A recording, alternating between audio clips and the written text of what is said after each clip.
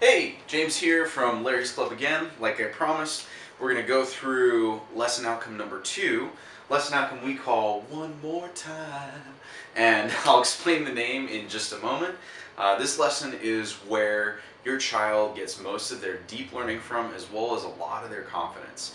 Now, if you remember from the 2C's video in week 1, we talked about this lesson outcome where your child gets into an activity and they want to do it again and again.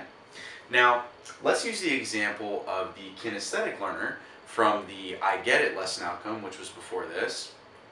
And let's say that one of the lessons, one of their favorite lessons, contains these Schiller Math shapes, like found in Math Kit 1 for pre-K through 3rd graders. And let's say they're a kinesthetic learner. They're likely to go through the same activity again and again because the lesson activity matches their learning style. So the best thing you can do during this time is allow them to go through it again and again. What they're doing is they're developing, again, a lot of deep learning, and they're developing concentration and focus. Both of those are great skills to have as they grow up and become, better learners and have more advanced topics. Now, what you can do as a parent to help them transition is this is actually very simple.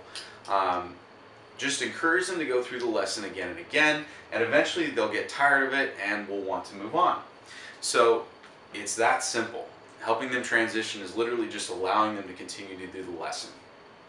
Now, I have to warn you, this is the last easy outcome of the 3 lesson outcomes, because next week we're actually going to talk about the most dreaded outcome that any parent has, which is the one where their child doesn't get it and they can't seem to get closure on the lesson.